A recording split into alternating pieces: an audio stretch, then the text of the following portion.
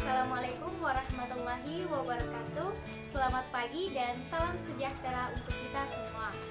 Baiklah, di semester 5 kali ini mata kuliah evaluasi kami kelompok 6 Fakultas Keguruan Ilmu Pendidikan, jurusan Pendidikan Guru Pendidikan Anak Usia Dini akan menjelaskan poin penting dari observasi dan catatan anekdot.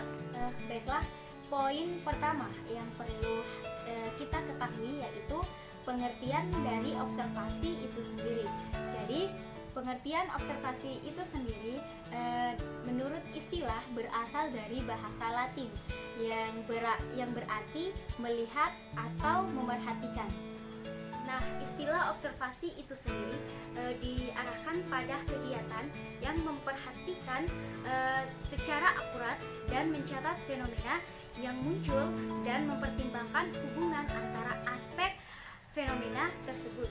Jadi, observasi menjadi bagian terpenting dalam suatu penelitian disiplin ilmu, baik ilmu eksakta maupun ilmu sosial. Observasi dapat berlangsung dalam konteks laboratorium atau eksperimental maupun konteks alamiah. Poin kedua, tujuan observasi.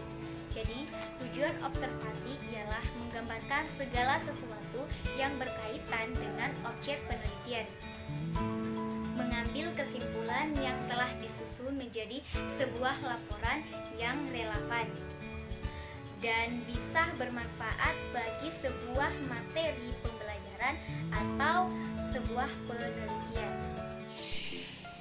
Baiklah, saya akan melanjutkan materi dari teman saya. Manfaat observasi.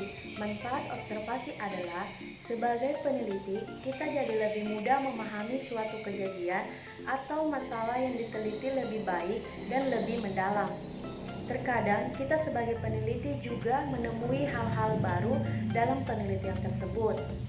Hasil penelitian dari observasi biasanya deskriptif, sehingga membuat peneliti menjadi lebih objektif dan terbuka terhadap permasalahan yang diteliti. Mendapatkan pemahaman lebih baik tentang konteks yang diteliti atau yang terjadi.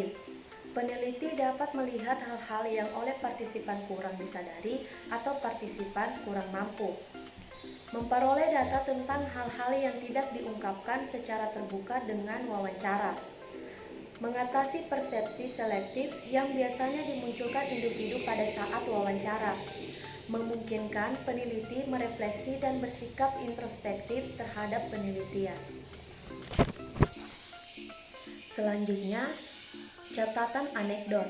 Catatan anekdot ialah cara atau teknik di dalam pengumpulan data yang dilakukan secara pengamatan langsung terhadap sikap dan perilaku anak yang muncul secara tiba-tiba atau terjadi secara insidental.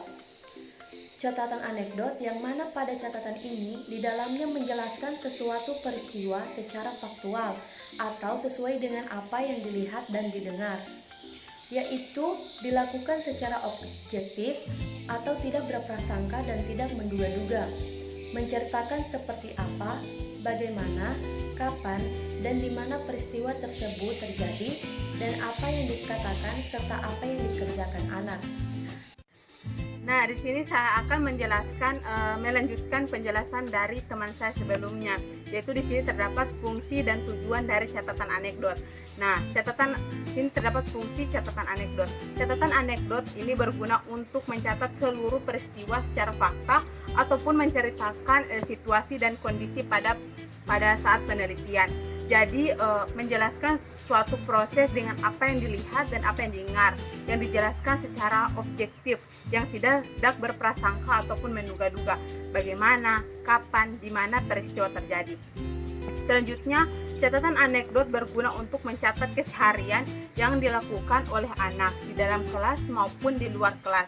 Apabila kita meneliti, catatan anekdot ini mencatat keseharian, misalnya tingkah laku anak, perilaku anak, sifat anak, maupun interaksi yang dilakukan oleh anak, misalnya yang dilakukan oleh anak dengan orang tua, dengan guru, maupun dengan teman sebaya.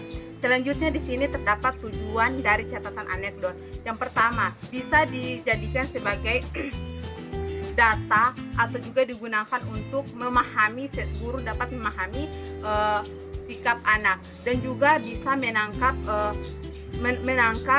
ketika anak berinteraksi dengan orang lain.